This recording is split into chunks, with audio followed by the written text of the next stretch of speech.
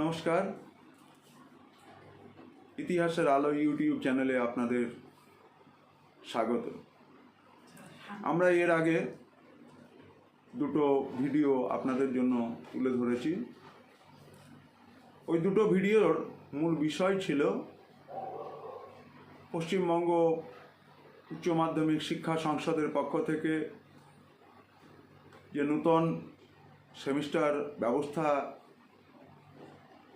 এবছর থেকে চালু হতে চলেছে সে বিষয়ে যে সমস্ত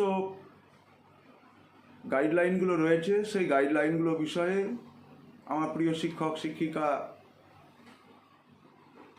তাদের উদ্দেশ্যে কিছু বার্তা ছিল।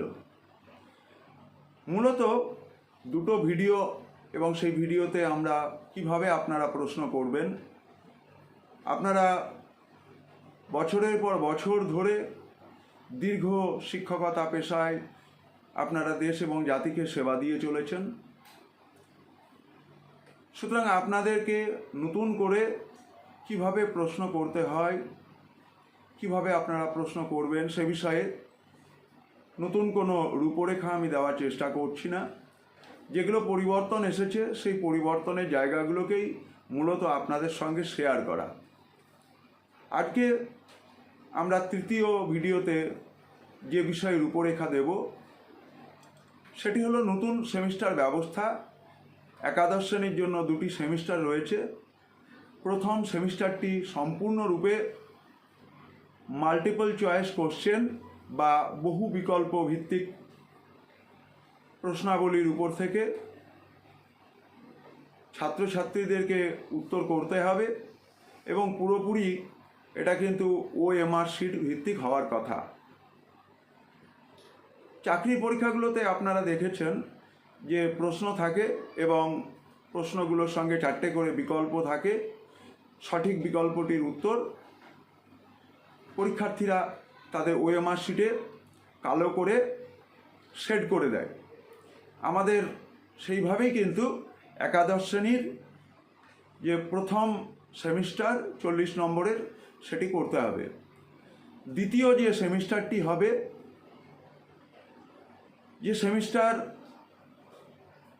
40 নম্বরের এবং সেই 40 নম্বরটি হবে শর্ট অ্যান্সার কোয়েশ্চেন,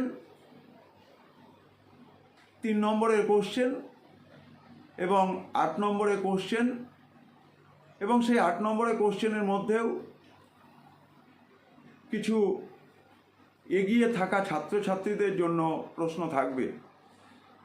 সার্বিকভাবে বলতে গেলে আমরা যখন প্রশ্নটি রূপায়ণ করব তখন 70% প্রশ্ন সাধারণভাবে যেন থাকে এবং বাকি 10% হবে একটু কঠিন, তারপরে আরও 10% হবে আর একটু কঠিন, এবং খুবই ভালো ছাত্রছাত্রী যারা রয়েছে তার জন্য 10% প্রশ্ন নির্ধারিত। এখন আমরা MCQ এর যে প্রশ্নগুলো ছিল সেক্ষেত্রে diagram based question, case based question, ক্ষেত্র বিশেষ যে কোশ্চেনগুলো থাকবে সেগুলো নিয়ে আমরা রূপরেখা তুলে ধরার চেষ্টা করেছি। আজকে আমরা আমাদের দ্বিতীয় যে সেমিস্টার ব্যবস্থা, সেই সেমিস্টার ব্যবস্থা পুরোপুরি কিন্তু একটু ডেসক্রিপটিভ। আমরা 2025 সালে যে উচ্চ মাধ্যমিক পরীক্ষা হতে যাচ্ছে সেখানে MCQ, SAQ এবং ডেসক্রিপটিভ রয়েছে, কিন্তু আমাদের নতুন যে সেমিস্টার ব্যবস্থায় দ্বিতীয় অংশ 11-এর জন্য সেখানে আমরা দেখতে পারবো যে SAQ রয়েছে। SAQ এর কোশ্চেন এবং 3 নম্বরের কোশ্চেন রয়েছে। সেই 3 নম্বরের কোশ্চেন সরাসরি হতে পারে, টিকাধর্মী প্রশ্ন হতে পারে। সেই 3 নম্বরের প্রশ্নকে ভেঙে 1 নম্বর প্লাস 2 নম্বর হতে পারে। 8 নম্বরের জন্য যে প্রশ্ন রয়েছে সেটি সরাসরি 8 নম্বর হতে পারে, সেটা ছবি ভিত্তিক হতে পারে বা পিক্টোগ্রাম বেস হতে পারে। আমরা CBSE, ICSE, ISC এবং সর্বভারতীয় পরীক্ষাতে আমরা দেখতে পাই যে ছাত্রছাত্রীদের যারা এগিয়ে থাকা অংশ অর্থাৎ অ্যাডভান্স লার্নার, তাদের জন্য কিছু পিক্টোগ্রাম টাইপের প্রশ্ন থাকে। ধরুন এই জায়গাটা কীরকম, আপনারা একটা অ্যাস্ট্রোলেবের ছবি দিলেন, আপনারা হিন্টস দিয়ে দিতে পারেন যে এই ইলেকট্রনিক ডিভাইসটি ইউরোপিয়ান কান্ট্রি এবং অ্যারাবিয়ান কান্ট্রিতে খুব জনপ্রিয় ছিল। এই ইলেকট্রনিক ডিভাইসটির নাম কি? তারপরে প্রশ্ন দিতে পারেন যে ইলেকট্রনিক ডিভাইসটি বিবর্তন লেখো।